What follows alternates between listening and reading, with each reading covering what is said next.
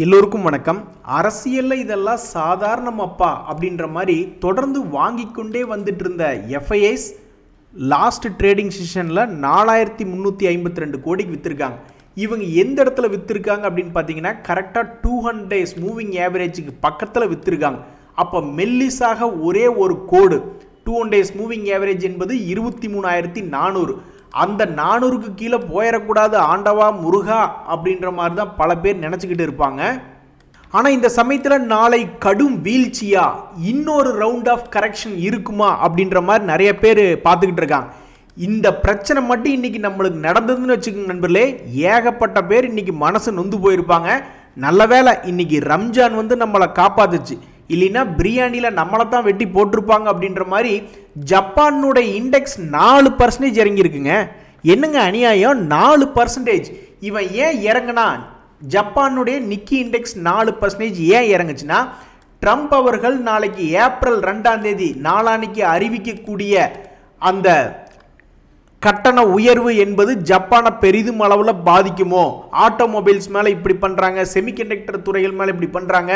அப்போ சைனாவில் எப்படி ஸ்டாக்ஃப்ளேஷனால், அதாவது யாருமே பொருட்களை வாங்க மாட்டேங்கிறாங்க, நிறைய உற்பத்தி பண்ணி வச்சுட்டாங்க, பொருட்களினுடைய விலை கம்மியாக மார்க்கெட்டில் வித்துட்டு இருக்காங்க அப்படின்றது ஜப்பான்லேயும் வந்துருமோ, அந்த ஸ்டாக்ஃப்ளேஷன் வந்துருமோ அப்படின்ற மாதிரி ஜப்பான் மார்க்கெட்டில் பயப்பட்டு ஏகப்பட்ட கம்பெனிகளை விற்று காசாக மாற்றிக்கிறாங்க. ஏன்னா கேஷ் இஸ் த கிங் அப்படின்ற மாதிரி எப்பவுமே நம்மளுடைய சொத்து ஒரு கேஷ் ஆகவோ அல்லது கேஷ் ஈக்குவலண்ட்டுக்கு கேஷுக்கு நிகராக கோல்டாகவோ இருந்ததுன்னா அதுதான் என்றைக்குமே கிங் அப்படின்ற மாதிரி எல்லாரும் பயத்தில் வித்துக்கிட்டு இருக்காங்க. இந்த மாதிரி 4% மட்டும் ஒரு வேளை இன்னைக்கு நம்முடைய மார்க்கெட் இருந்து இறங்கிருந்துன்னு வச்சுங்களேன், கிட்டத்தட்ட 940 பாயிண்ட் நிஃப்டி ஒரே நாள் அவுட் ஆயிரும்.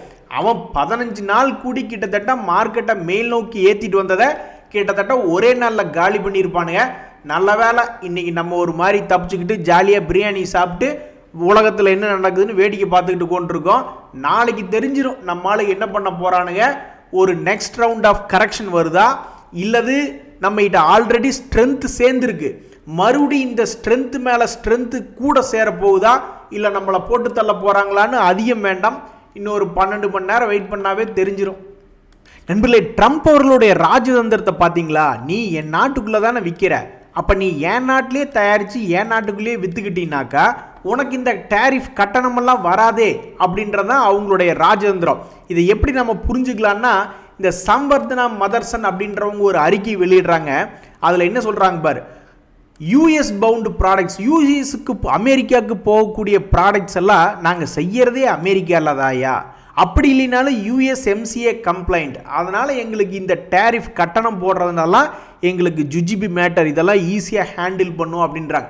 அப்போ ட்ரம்ப்னுடைய உள்குத்து என்ன, நீ என் நாட்டில் விற்கிற மாதிரி இருந்தால் என் நாட்டிலே தயாரித்து விற்றுட்டு போக வேண்டியதானே அப்படின்ட்டு. அப்போ அமெரிக்காவில் மிகப்பெரிய அளவில் முதலீடுகள் என்பது குவியும். Rich get ரிச்சர்ஸ், poor get poorer அப்படின்ற மாதிரியான கான்செப்டில் தான் இந்த ட்ரம்ப் அவர்கள் ராஜதந்திரத்தை பண்ணிக்கிட்டு இருக்காப்புல. பட் எது எப்படியோ அவன் நாட்டை அவன் காப்பாற்ற தான் பார்ப்பான். ஸோ நம்ம ஸ்டாக் மார்க்கெட்டுக்கு என்ன ஒரு அட்வான்டேஜ் அப்படின்னு பார்த்தீங்கன்னா, 15 நாட்களாக பல பங்குகள் ஏறி வந்து ஒரு முக்கியமான இடத்துக்கு மேல் நோக்கி ஏறி வந்திருக்கான். அப்போ கீழே வாங்கினவங்களுக்கெல்லாம் எவ்வளோ ஒரு சாதகமான இடம் பாருங்க. ஒரு ட்ரெயிலிங் ஸ்டாப் லாஸோ அல்லது மேற்கொண்டு போகக்கூடிய வாய்ப்புகள் ஏதாவது இருக்கானோ பார்க்குறக்கு அவங்களுக்கு மிக எளிது. மேலே உச்சியில் வாங்கி வந்துக்கிட்டு இருந்தவங்க தான் இப்போ கொஞ்சம் சந்தோஷப்பட்டுக்கிட்டு இருந்திருப்பாங்க. அப்பாடா ஒரு 15 நாளாக ஏறி வந்துட்டான்னு கரெக்டாக இன்னைக்கு பார்த்து குண்டு போடுறாங்க. சோதிக்காதீங்க என்னைய, ரொம்பவுமே சோதிக்காதீங்க அப்படின்ற மாதிரி தான் அவங்கெல்லாம் புலம்ப ஆரம்பிப்பாங்க. ஸோ அவங்களுடைய மனநிலை எப்படி இருக்கும் அப்படின்றது நாளைக்கு சாயந்தரம் 3:30 மணிக்கு தெரிஞ்சிடும். என்ன கொடுமை சார் இது, ஊரில் இருக்கிறவங்க பூரா எங்களையே அடிச்சுக்கிட்டு இருக்கா அப்படின்ட்டு. மற்ற பங்குகளுக்காவது Q4 ரிசல்ட்டு, இந்த டேரிஃப்னுடைய ரிசல்ட் அப்படின்றது இருக்குது. இந்த ஆட்டோ செக்டருக்கு கரெக்டாக மார்ச் மாதம் முடிஞ்சிருச்சு, இன்னையோட மார்ச் மாதம் முடியுது. இன்னைக்கு மார்ச் மாதத்தினுடைய ஆட்டோ சேல்ஸ் அவங்க எத்தனை 2 வீலர் 4 வீலர்லாம் விற்றாங்க அப்படின்ற மாதிரி கணக்கு எடுத்துகிட்டு எல்லாம் வந்து நின்றுவாங்க. ஏன்டா இருக்கிற பிரச்சனை இல்லாமல் இது வேறையா அப்படின்ற மாதிரி அவங்களுக்கு எந்த பக்கம் திரும்பினாலும் அடி. அந்த பக்கம் ஆட்டோமொபைல்ஸுக்கு 25% அதிக கட்டணம், Q4 ரிசல்ட் வேறு வரப்போகுது, மார்ச்சினுடைய ஆட்டோ சேல்ஸ் வேறு வரப்போகுதுன்னு சொல்லிட்டு இருக்கலையே பாவப்பட்ட செக்டராக தற்போதைக்கு யார் மூஞ்சி வச்சுக்கிட்டு வந்துட்டு இருக்காங்கன்னா இந்த ஆட்டோ செக்டர் தான். ஸோ பஜாஜ் ஆட்டோ மற்றும் டிவிஎஸ் மோட்டார் போன்ற பல்வேறு முன்னணி கம்பெனிகள் இருக்குன்னா அதில் ஏற்கனவே டிவிஎஸ் மோட்டரில் 200 days மூவிங் ஆவரேஜுக்கு மேலே தாண்ட முயற்சி செஞ்சு ஃபெயிலியர் ஆனவன் தான் ஒரு முறை இந்த வருஷத்தில் 2025. இப்போ மறுபடியும் மார்க்கெட் நல்லா இருக்கேன்னு கொஞ்சம் ஆசைப்பட்டு மேல் நோக்கி வந்தால் இதை பார்த்து ஷேர் ஹோல்டர்ஸ் எல்லாம் கைத்தட்டி ஆரவாரம் பண்ணி வாடா சூப்பரா அப்படின்ற மாதிரி மனசுக்குள்ளே நினச்சிட்டு கொண்டிருப்பாங்க. நாளைக்கு இவன் என்ன பண்ண போகிறான்னு தெரில. பஜாஜ் ஆட்டோவுமே கிட்டத்தட்ட 52 வீக் லோடில் இருக்குது. இவன் மேலே ஏறி வரதை பார்த்துட்டு இந்த பங்கு வச்சிருக்கிறவங்களும் வாவ் கமான் சூப்பர்ரா நீ அப்படின்ற மாதிரி நினச்சிக்கிட்டு இருந்திருப்பாங்க. இனி அவன் என்ன பண்ண போகிறான்னு தெரியல. இதில் க்ரூட் ஆயில் ப்ரைஸ் வேற மாதத்தினுடைய உச்சத்தில் வந்து அவனும் ட்ரேட் ஆகிக்கிட்டு இருக்கான். ஸோ க்ரூட் ஆயிலினுடைய ப்ரைஸ் மூவ்மெண்ட் எப்படி இருக்குது அப்படின்றது அடுத்த வாரத்தில் மிக முக்கியமாக பார்க்க வேண்டியது இருக்குது. அது மட்டும் இல்லை, இருக்கிறதுலே முக்கியமான விஷயம் என்ன, சோறு தண்ணி இல்லாமல் காலையில் எந்திரிச்சோன்னே நாளைக்கு நம்ம செய்ய வேண்டிய வேலை என்ன, ஏப்ரல் 1 மற்றும் ஏப்ரல் 2 நாம் என்ன பண்ணணும் அப்படின்னாக்கா, என்னை பொறுத்த வரைக்கும் குளோபல் மார்க்கெட்ஸில் எப்படி இருக்குது, ஜப்பான் தொடர்ந்து இன்னொரு 4-5% இது இறங்குறானா இல்லை என்ன இறங்குற, ஒருவேளை இன்னைக்கு இறங்கின 4% நாளைக்கு அப்படியே ரெக்கவரி பண்ணி ஒரு 2% 3% ரெக்கவரி ஆகிறானா அப்படின்றதெல்லாம் ரொம்ப முக்கியம். ஏன்னு கேளுங்க, ஒருவேளை நம்மளுடைய மார்க்கெட்டு திடீர்னு பெருசாக ஃபால் ஆகிறான்னு வச்சுங்க 4-5%, ஜப்பான் மறுபடியும் ரெக்கவரியாய் பண்ணி காமிச்சான்னா அப்போ இந்த பயம் என்பது தற்காலிகமானது. ஷேர் மார்க்கெட் எப்போவுமே லாங் டேர்மில் தான் பார்க்கணும்.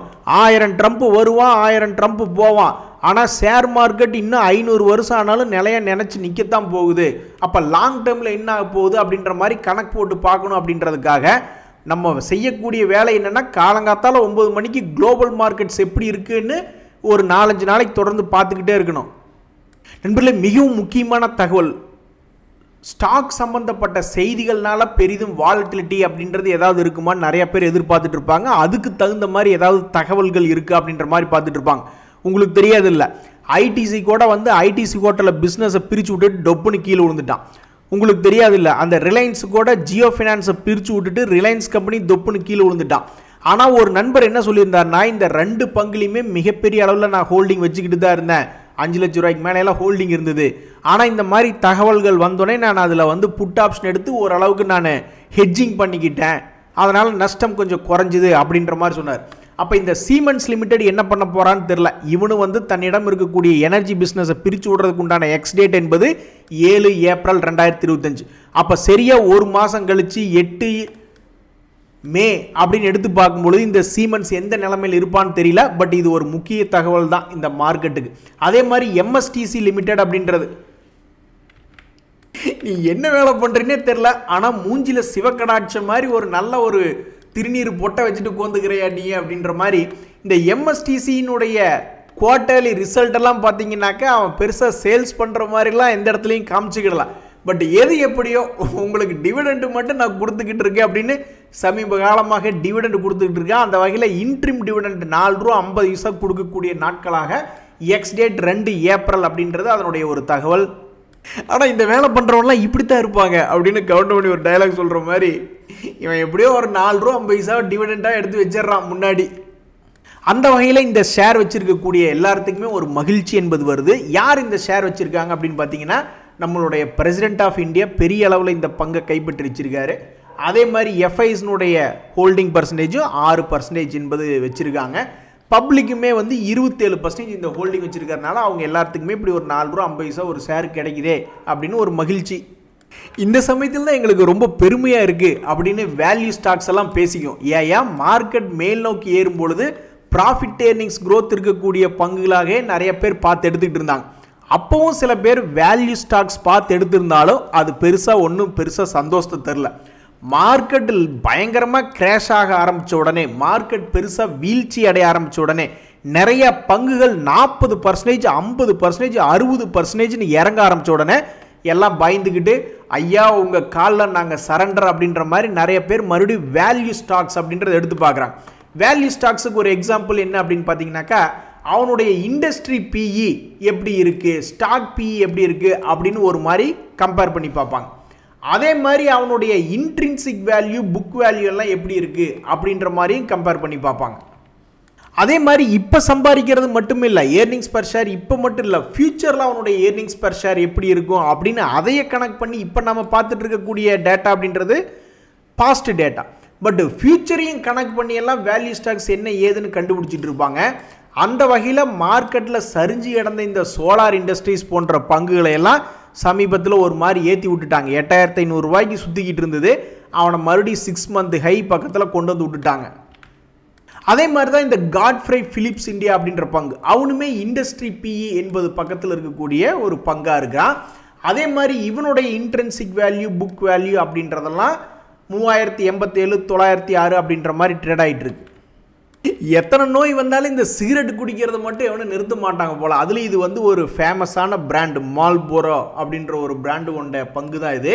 ஸோ இவனுடைய ப்ரைஸ் மூவ்மெண்ட்டுமே என்ன ஆச்சு அப்படின்னு பார்த்தீங்கன்னா, சமீபத்தினுடைய லோ 4000 ரூபாயிலிருந்து 7000 ரூபாயாக வந்துட்டான். இதுக்கு என்ன காரணம் அப்படின்னு பார்த்தீங்கன்னாக்கா, அவனுடைய லாபம் என்பது குறையாமல் இருக்கிறதுனால தான். ஸோ இவனும் ஒரு வேல்யூ இருக்குது அப்படின்ற மாதிரி எக்ஸாம்பிளில் சமீபத்தில் மார்க்கெட்டில் ஏற்றி விட்டுட்டாங்க. இனி மார்க்கெட் மறுபடியும் சரிவடையுதுன்னு வச்சிங்களேன், ஒருவேளை மறுபடியும் புதுசாக கரெக்ஷன் வருது ட்ரம்ப் அவர்களுடைய ஏப்ரல் 2 எஃபெக்ட்னால அப்படின்னா, மறுபடியும் நீ எல்லாருமே திருந்திருப்பாங்க மோஸ்ட்லி. இனி எனக்கு ப்ராஃபிட் ஏர்னிங்ஸ் க்ரோத் அப்படின்றத விட பேசாமல் வேல்யூ ஸ்டாக்ஸ் ஏதாவது இருந்தால் அதில் போய் எடுத்துக்கலாமோ அப்படின்ற மாதிரி தான் பார்த்துக்கிட்டு இருப்பாங்க. சரி நண்பர்களே, இப்போதைக்கு வீரர்கள்லாம் என்ன பண்ணுவாங்க அப்படின்னு பார்த்தீங்கன்னா, பார்த்துக்கலாண்டா அப்படின்னு ஒரு படத்தில் டயலாக் வரும், விக்ரம் படத்தில். அதுதான் இப்போதைக்கு நம்ம நினச்சிக்கிறோம் மனசில். எதாக இருந்தாலும் நாளைக்கு மார்க்கெட்டில் ஃபேஸ் பண்ணிக்கும். நிக்கி என்ன 4% இறங்கியிருக்கு அப்படித்தானே, நீ வந்து இன்றைக்கி 4% இறங்கி க்ளோஸ் ஆகிருக்க, நாளைக்கு காலையில் 7 மணி 8 மணி அளவில் எடுத்து பார்த்தாவே நீ என்ன ஆயிருக்கின்னு தெரிஞ்சிடும். நாளைக்கு நீ 4% இறங்கினா தான் எங்களுக்கு பயம். ஒருவேளை நாளைக்கே நீ ஒரு 2-3% ரெக்கவரி ஆகிட்டினாக்கா அப்போ எங்களை மனசில் பயம் பெருசாக இருக்காது. நீ எங்கள் முன்னாடி நின்று எங்களுக்கு வழிகாட்டுறவனா நீ இருக்க அப்படின்ற மாதிரி எதாக இருந்தாலும் பார்த்துக்கலாம் அப்படின்ற மனநிலைமையில் தான் இன்றைக்கி நம்ம எல்லோரும் இருக்கோம். நாளை களத்தில் சந்திப்போம். இன்றைய தகவல் அனைத்து உங்களுக்கு உதவியாக இருந்தால் எனக்கு மகிழ்ச்சி தான். ரொம்ப நன்றி, வணக்கம்.